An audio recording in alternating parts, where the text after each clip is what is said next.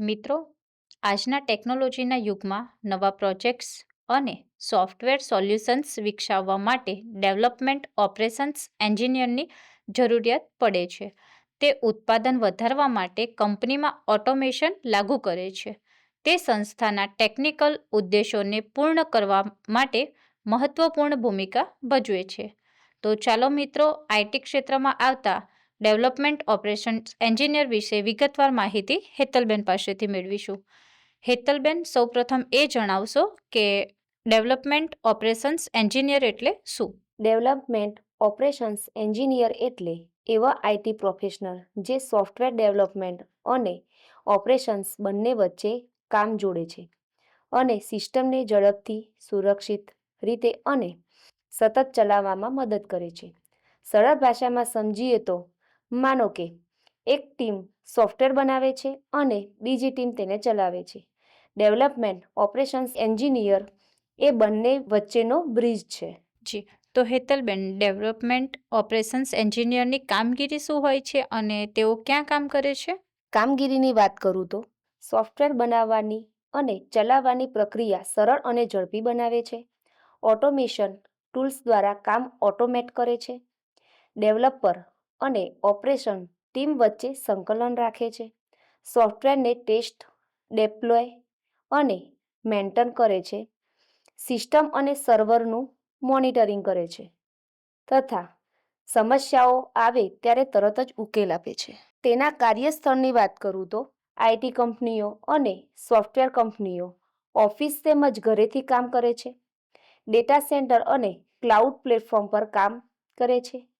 Startup અને મોટી tech કંપનીઓમાં કામ કરે છે.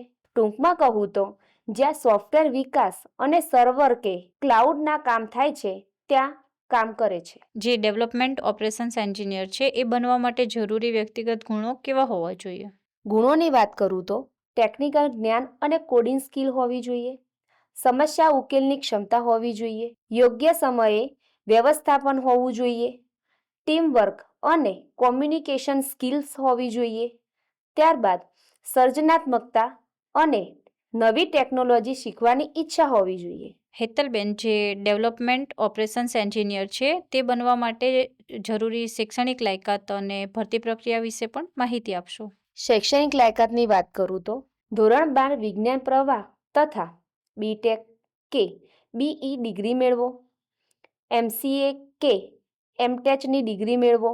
Programming language, software development tools અને ફ્રેમવર્કનું જ્ઞાન હોવું જરૂરી છે.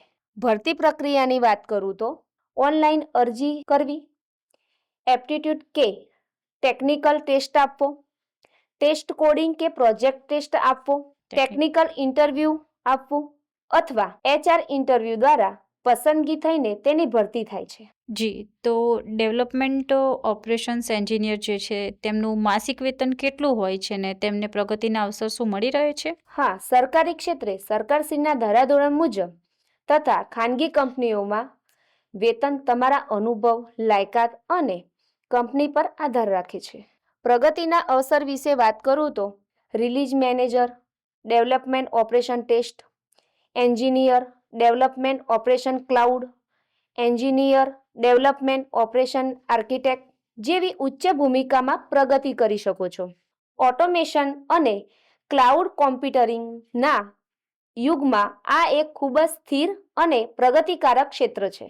જી, તો હેતલબેન, આ વ્યવસાયમાં આગળ વધવા માટે શિષ્યવૃત્તિ કે કોઈ યોજનાનો લાભ મળી શકે છે? હા, શિષ્યવૃત્તિ માટે સ્કોલરશિપ પોર્ટલ તથા શૈક્ષણિક લોન મેળવવા માટે પીએમ વિદ્યાલક્ષ્મી પોર્ટલથી માહિતી મેળવી શકો છો. આઈટી અથવા ડેવલપમેન્ટ કંપનીમાં પ્રેક્ટિકલ અનુભવ, સોફ્ટવેર કે પ્રોડક્ટ ડેવલપમેન્ટ પ્રોજેક્ટ પર કામ કરવાની તક, બગ ફિક્સિંગ, કોડિંગ અને ટેસ્ટિંગ શીખવાની તક ભવિષ્યમાં નોકરી મેળવવામાં ખૂબ જ મદદરૂપ બને છે. ખૂબ સરસ હેતલબેન, આપે આઈટી ક્ષેત્રના વિવિધ વ્યવસાયો વિશે ખૂબ જ મહત્વપૂર્ણ માહિતી આપી છે.